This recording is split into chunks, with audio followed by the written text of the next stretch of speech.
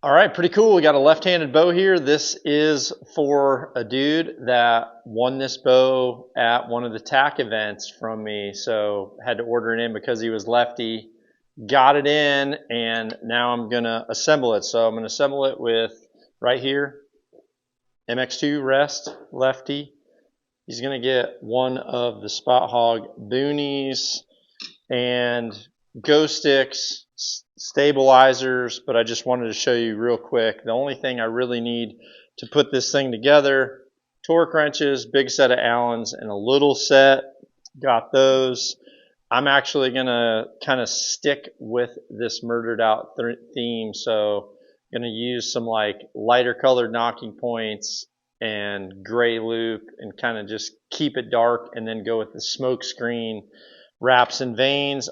Just for a little helpful tip, if you ever need to like set up something for someone, or if you've ordered a bow and you are gonna sell it and then set up the new one when it comes, here's a little trick for you. If you've got a bow that you just love it and you know the draw length is exactly where you want it to be, which this guy had a bow that he really liked, so instead of me having to like try to fine tune his draw length perfectly, I had him draw that bow back and marked the arrow right here. You can see that where I've marked the arrow, and I marked the arrow to the center of that burger button because usually, according to what you're supposed to do, that hole should be right above pivot point right here. So it gets you so dang close.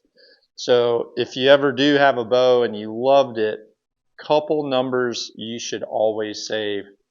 Mark an arrow exactly to that burger button. When you draw it back to full draw, mark it perfectly, circle that right on your veins. Do not touch my draw length. And then you've always got it. The other measurement you should do is when you draw that bow back and your bow's at a triangle, measure from the peep height straight down to the center of the arrow shaft.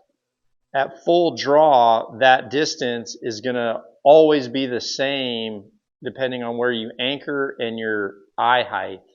So knowing that number is really important.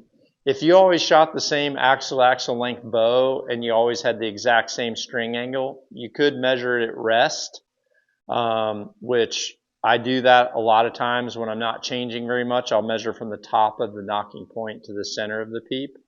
But if you really want to know your perfect thing and you have a bow that's absolutely your favorite, then I would recommend full draw, peep to center of the arrow shaft. And then if you have those numbers, that's great.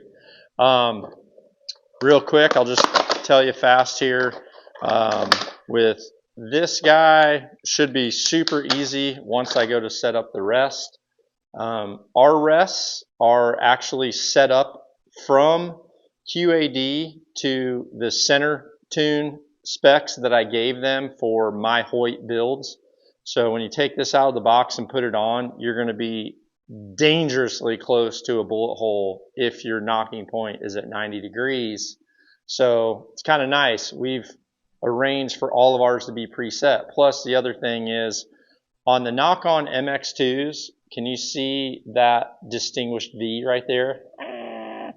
Okay, I have created a new launcher for our MX2s with 10-degree more slope on both sides. Cradles the arrow better. I think if you've ever had one of these, you notice if it's not that deep, if there's any wind, sometimes it could get up on the side. This is really channeling down, and it is pretty much maximized and customized for 4, 5, and 6 millimeter arrow shafts. So I'm going to mount this. It's going to be really easy going on right away. Now out of the package, a Boonie sight. It'll be this way because he's lefty.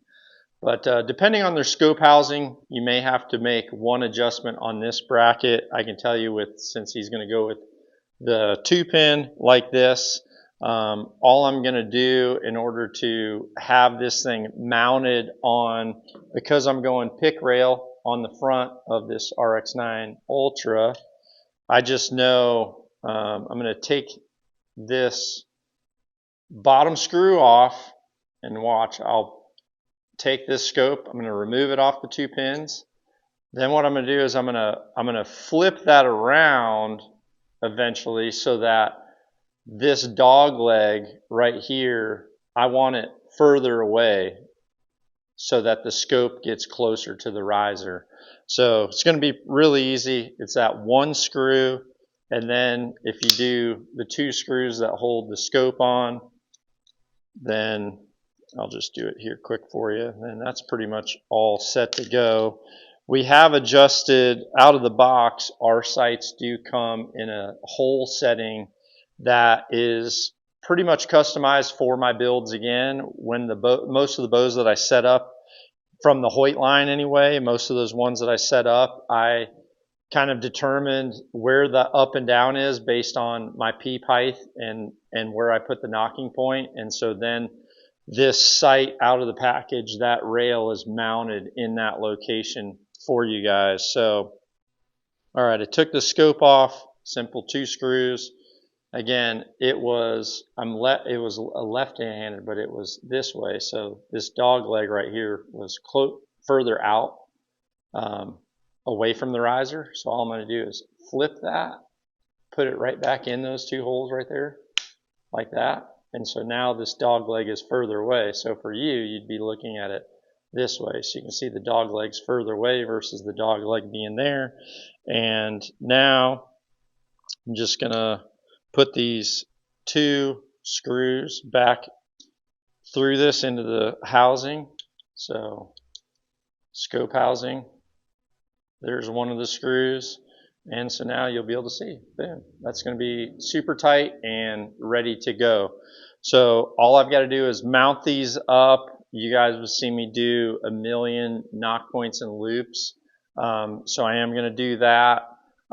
Just a quick rundown. For me personally, and not everybody's like this, it really depends on your grip. But for me and who I coach with the grips, for a right-handed shooter, I'm normally putting the thin silvers on the right, thicks on the left for a right-handed shooter. And they've been tuning right down the pipe and 90 degrees perfectly. So I'm going to make sure his cam spacing is where it's needed. I'm going to mount everything up. I'm going to put his knocking point at 90 degrees, and let's just leave the center shot on this rest right where it was. So the rests come with gray, but in the knock-on versions, you also have a secondary kit in there as well. If you did want to change them out to the green, there is multiple packs right there. So if you did want to change out to green, you could. So going to get this set up, and I'll check back in with you guys. Look at this sucker. Old smoke screen right here. This thing is murdered out. I love this. Went with some translucent thread there for tying in the peep, and the silver bled through. That's pretty cool. Got white battleship gray right there. Going to go with the smoke screen wraps and white veins. This thing looks so clean. I hope you like it, dude. Congrats to the winner who won this thing. I can't guarantee the accuracy at 100 yards because left-handed, I am not great, but it tuned easy as expected, and this thing is set up right here at 90 degrees. His peep height is 6 1/8. So we've got that set. We've got him on the super hard or extra hard on the wall. Hopefully he likes that. But congrats, buddy, and an awesome day in the Bojo. I'll tell you that. I am going to go practice and eat.